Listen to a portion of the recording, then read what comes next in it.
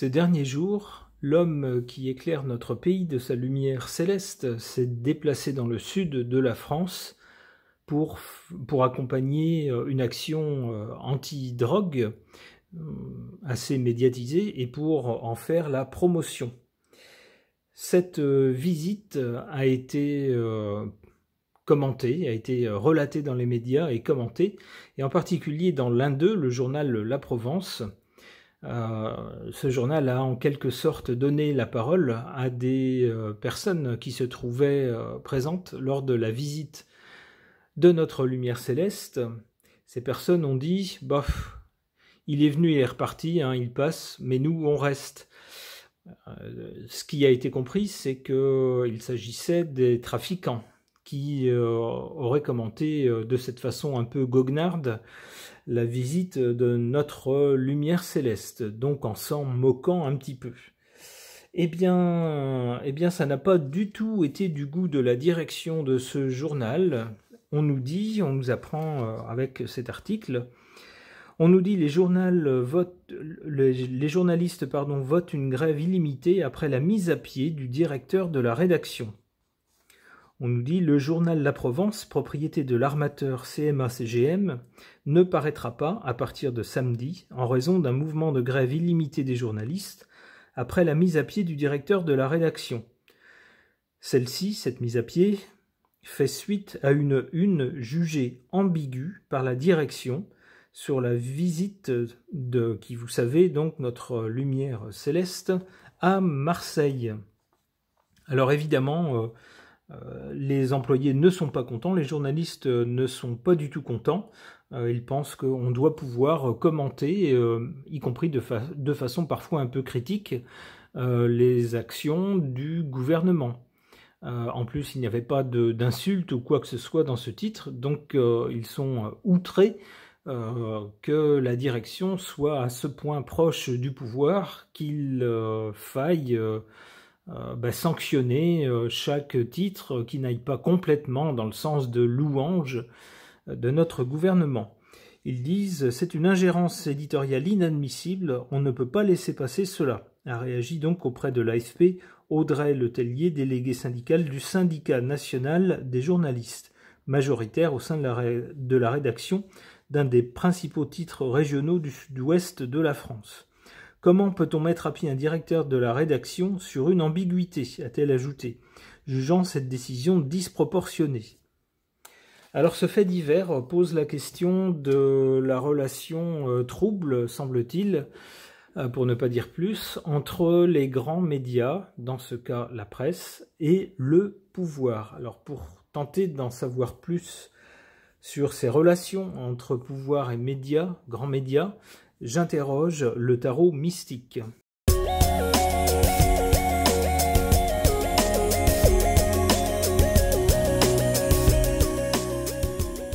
Alors, que se passe-t-il ? On nous dit que pour le présent, ici, avec la tour, eh bien, il y a un clash. C'est bien ce qu'on voit dans l'article dont il est question. Les journalistes n'acceptent pas, en tout cas au-delà d'un certain point, de tout le temps cirer les bottes, cirer les pompes du pouvoir, voire de lécher autre chose, si vous voyez ce que je veux dire. À un moment donné, ça suffit, on n'est plus d'accord et on le fait savoir en faisant grève. On bloque tout. C'est le sens de la tour qui fait en quelque sorte tout exploser. À l'origine de cette action ou de cette réaction un peu énervée des syndicats et des journalistes, on a quoi ? Une soif de justice. On veut être juste, en fait, dans la façon de relater l'information. Alors, on sait que certains journaux sont plutôt marqués proches du pouvoir, d'autres sont plutôt marqués, au contraire, dans l'opposition. Certains sont plutôt marqués avec une ligne éditoriale de droite, d'autres plutôt de gauche, mais finalement, l'ensemble, justement, de toutes ces publications permet, pour qui regarde un peu l'ensemble, d'avoir une vue assez juste en contrebalançant une vue trop à droite par une vue trop à gauche. Ça permet d'avoir différents points de vue et finalement de se faire sa propre opinion. C'est un peu cela la justice, ce n'est pas que tout le monde soit dans le milieu, mais qu'il y ait suffisamment d'avis différents pour qu'ils puissent être contrebalancés les uns les autres. Et puis on voit que pour être juste, il ne suffit pas de penser bien faire, mais il faut aussi parfois, on le voit avec ce bras armé d'une épée, parfois il faut passer à l'action. C'est ce que font les journalistes. Alors au nom de quoi aussi, on le voit ici, avec cette carte du hiérophante qu'on pourrait également nommer le pape. Au nom de la sagesse, on veut des médias qui soient sages. Bien sûr, si on dérive trop, si on laisse trop les grands médias dériver, évidemment le public n'est pas complètement bête. Alors c'est vrai qu'on s'accommode parfois de certains biais qui nous agacent, un biais trop à droite ou un biais trop à gauche, trop ceci ou trop cela. Mais lorsque ça va trop loin, c'est plus qu'on est agacé, c'est qu'on se dit je n'achèterai plus jamais ce journal, je n'irai plus jamais sur ce site internet. C'est plus de l'information, c'est de la propagande. Donc dans ce cas-là, les journalistes le savent. Ils savent que même s'ils sont marqués d'un bord ou d'un autre, ils doivent quand même rester honnêtes et puis relater des faits. Et garder quand même un esprit critique. C'est cela aussi la sagesse. S'ils ne l'ont pas, eh bien malheureusement, ce qui risque de leur arriver, c'est qu'ils risquent de disparaître.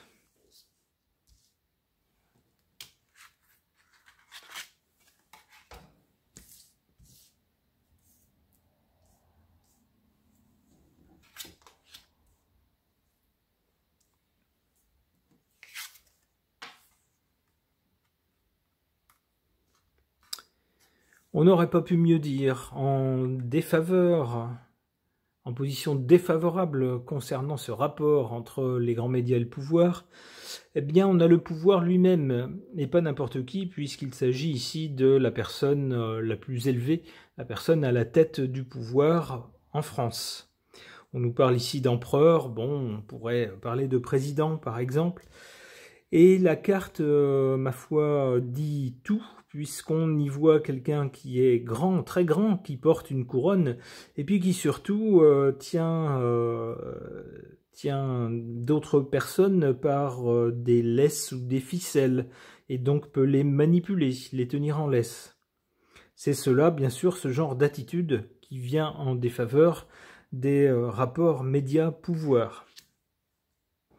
En carte favorable, on a cette carte de l'ermite, c'est-à-dire qu'on a souvent en faveur des médias qui leur redonnent de la crédibilité, souvent malheureusement des journalistes qui sont un peu seuls dans leur coin, qui tentent de faire leur travail de façon éthique, qui, même s'ils ont un biais, essayent néanmoins de relater les faits tels qu'ils sont, essayent d'avoir un esprit critique, mais on nous dit avec cette carte qu'ils sont bien seuls et que le chemin est compliqué pour eux.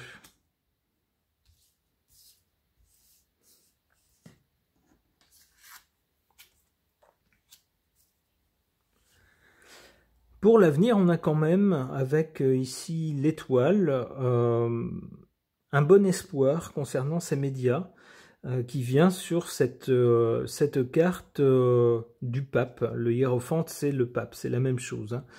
On pourrait donc considérer que tout ce qui est une ligne éthique, une ligne morale dans l'exercice de leur métier est voué à un bon avenir. Peut-être que les gens vont reconnaître les bons journalistes et les bonnes revues, les bons journaux. Alors, non pas qu'ils soient plutôt à droite ou plutôt à gauche, mais surtout qu'ils relatent les faits avec honnêteté et qu'ils gardent un esprit critique.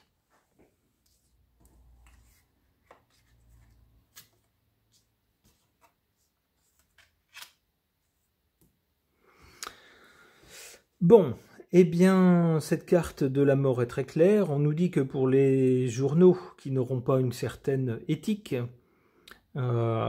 qui ne feront pas confiance en une certaine morale, eh bien, vous voyez ce qui les attend. C'est-à-dire que c'est très simple. À un moment donné, les gens vont se dire Bon, cette espèce de feuille de chou, c'est pas de l'info, c'est de la propagande. Je vais m'en servir pour éplucher mes patates, et puis la prochaine fois, je prendrai autre chose quand je passerai à la maison de la presse. J'achète plus ce machin, ce torchon. Ok. Concernant les rapports entre pouvoir et grands médias, en particulier la presse, j'interroge cet oracle Diana Sibilla.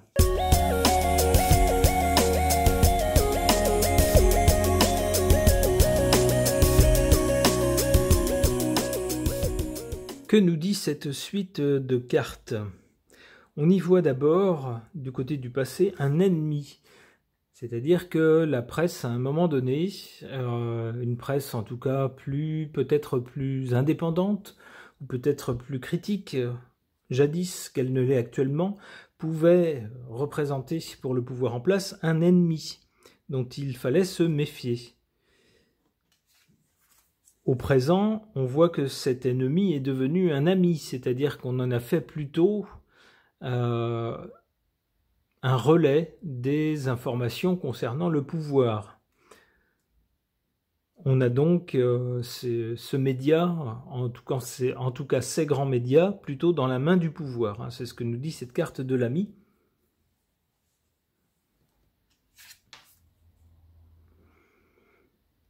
Pour l'avenir, avec cette carte de la pièce, d'une pièce, cette carte semble nous dire que tout se joue dans une seule pièce finalement. Que, en fait, les journalistes qu'on avait jadis, journalistes d'investigation qui se rendaient sur le terrain, qui interviewaient les uns et les autres, ce genre de choses, il n'en est plus question maintenant, tout est fait dans une pièce à partir d'images qui sont un peu les mêmes partout, et puis avec un peu le même discours partout, préformaté. C'est peut-être aussi le but, hein, c'est ce qu'on cherche à avoir.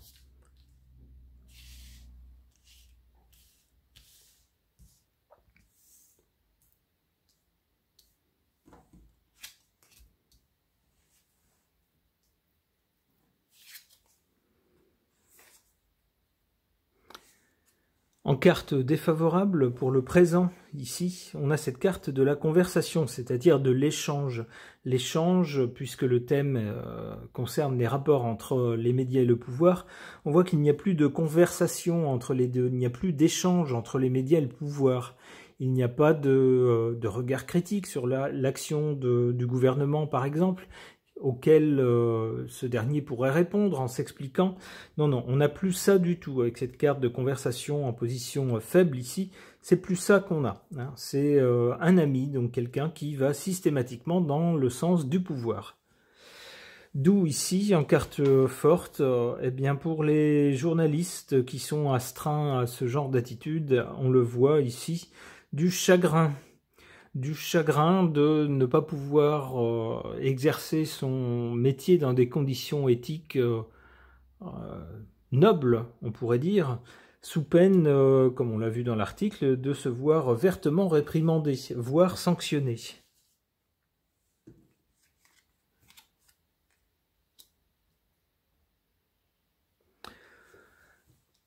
Pour l'avenir ici, donc, on a d'abord cette carte de la pièce. Je disais tout à l'heure que désormais, tout est fait dans une seule pièce. Le journal est fait dans une seule pièce, tout est, on pourrait dire presque commandité. On sait déjà quels vont être les titres, c'est à peu près les mêmes partout, dans toutes les grandes presses, il n'y a pas beaucoup de sons différents. D'où on voit ici, on nous dit du désespoir.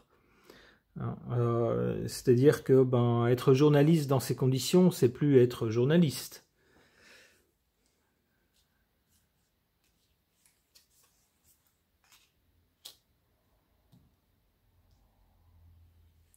Oui, le désespoir à côté de l'amour, c'est assez parlant. On pourrait parler de désamour d'ailleurs, également de la part sans doute des lecteurs qu'ils allument la télé sur n'importe quelle chaîne ou qu'ils achètent un journal, un grand journal, n'importe lequel, sont sûrs de retrouver exactement les les mêmes sujets et traités exactement de la même façon. Donc le désespoir de l'amour, c'est-à-dire que on n'aime plus.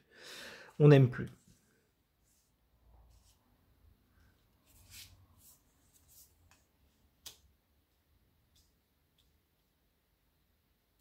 Alors en revanche, on voit ici la joie. Ça fait la joie, cet état de fait, ça fait la joie de ceux qui nous gouvernent. C'est parfait pour eux. Il n'y a plus de voix dissidentes. Tout le monde va dans le même sens. Donc voilà, on le voit ici, c'est super. On peut se réjouir. C'est pas la presse qui va risquer de mettre le pouvoir à mal. Bon, eh bien, c'est bien triste d'avoir ce type de tirage-là. On espère qu'à plus long terme, les choses changeront et pour le meilleur. Ce tirage est maintenant terminé. Merci de l'avoir suivi.